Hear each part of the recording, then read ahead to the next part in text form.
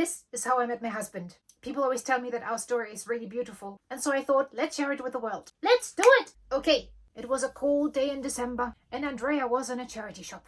Of course, where else would Andrea be? And I spent ages on deciding whether or not to buy that particular blazer. This very indecisiveness will prove vital to the story. So I was umming and ahhing. Should I buy this blazer or should I not buy this blazer? It was £30. £30 is a lot of money. I was a foreign language assistant at a school at this time, and I didn't make many monies. And so I thought, wow, £30 can get you lots of tinned tomatoes and some spaghetti and maybe some salt and butter. So the decision was a tough decision. Yes. And yet, after about half an hour of deliberation, I came to the conclusion that yes, I will probably be starving, but at least I will look good. And so Andrea bought the blazer. And so off we went, we as in my flatmate and myself, off we went to Notting Hill Gate Station because I had a meeting to attend. You see, I was student representative of my master's degree at the time, and I had a meeting with fellow representatives and academics. And so anyway, off we went. We got to the station, and at the station it says, tube delayed. Not good.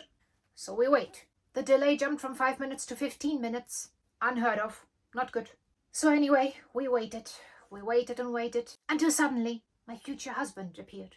And oh my goodness, did he look handsome. But this wasn't the important bit. What rendered me breathless was the fact that he was reading a book. So he was standing there reading his book, looking all dapper, dark hair, dark eyes, piercing eyes. He's a Scorpio. Well-tailored suit, beautiful shoes, and, most importantly, he was wearing spats. Yes, spats. I didn't even know the word for this at the time. Here's a picture for you for reference. So I thought, goodness, that man has style.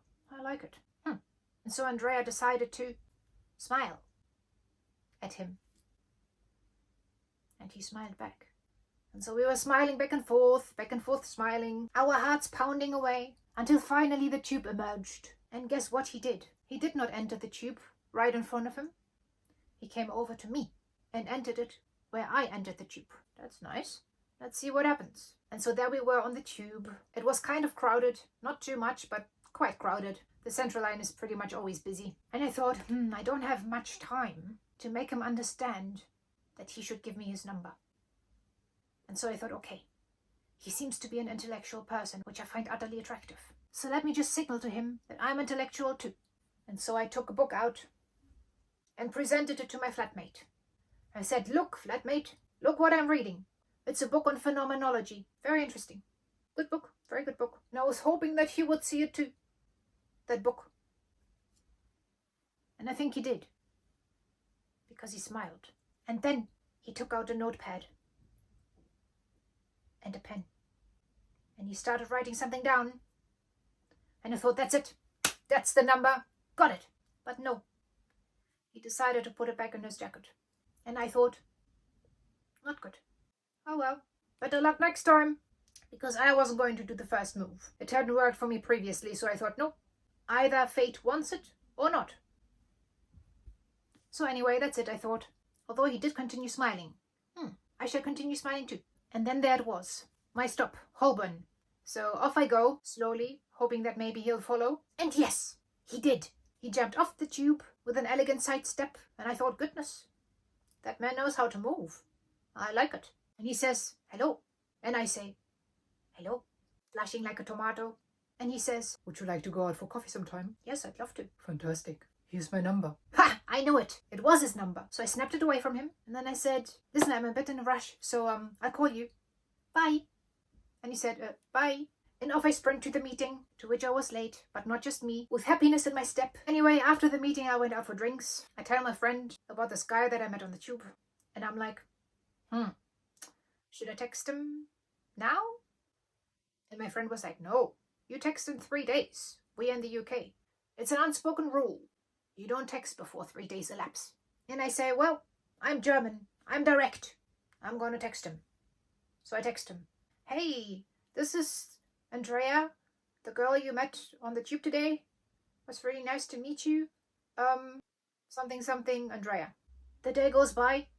No response. Okay. He might be busy. It was a Thursday. I remember as if it was yesterday. So, Friday comes along. No response. Playing hard to get, eh? Not good. So yeah, I'm getting annoyed. But I thought, okay, well, maybe he's busy at work or something. Saturday. No response. And I thought, I just don't get it. Why go through all the trouble and then not call or respond? What is that? It makes no sense. So I call in a general assembly with my flatmates, a crisis meeting. I delineate the situation, and one after the other says, No, Andrea, I don't think he's interested. Yeah, Andrea, I don't think he's interested. Otherwise he would have said something. And then the UK people in the house said, yeah, but then we have that unspoken rule of the 3 days. So annoying. And I thought I had enough. None of that anymore. I'm just gonna call him. What? No, don't do it, Andrea. Are you crazy? Yes, I am. So I dial the number. This number is not recognized. Redial the number. This number is not recognized. What? Then I check the text message. I dialed the same number. I look at the sheet of paper. Same number. What is that? I don't get it. Then I look at the sheet of paper again, closely. Then I thought, okay, so he never received my text, that's for sure. So either he gave me the wrong number, which makes no sense, because he pursued me. Clearly he was interested. So maybe the number on the sheet of paper is somehow wrong, not on purpose. So I look closely and I think, okay, well, maybe the 4 could be a 9. Maybe. Let's just try, it doesn't matter. Hello? Hi, this is Andrea, the girl from the tube we met on Thursday. Oh, hi. I didn't think you'd call. Yeah, so I was wondering whether we could meet up at some point. Yeah, does tonight sound good to you? I'm going out with some friends. We're going to the Bethnal Green Working Men's Club. They have a retro night on tonight. Wanna come?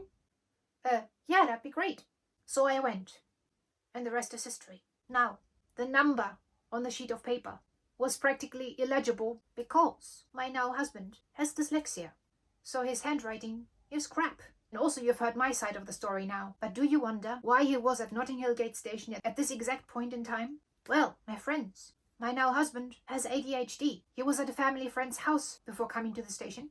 He left his family friend's house and then remembered, oh dear, I forgot my book. So he went back to his family friend's house, retrieved his book, and then went back to Notting Hill Gate Station. Had he not forgotten his book, all of this wouldn't have happened. And that would have been not good at all. What have we learned today? We have learned, number 1, to persevere. If you truly want something, persevere. Give people the benefit of a doubt and try to make things happen. And then maybe they will happen, like in this case. Had I not reinterpreted his hieroglyphs, we wouldn't be married now. Not good. And lesson number 2, neurodivergence can indeed be a good thing, because had he not forgotten his book, we wouldn't have met. Thank you, ADHD. Thank you. And that's the story of how we met. How did you meet your significant other? Or do you have fantasies about how you would like to meet your significant other? And do you visualize it? Let me know if you want. Thanks for watching. And as always, a massive thank you to all my patrons. You're the best.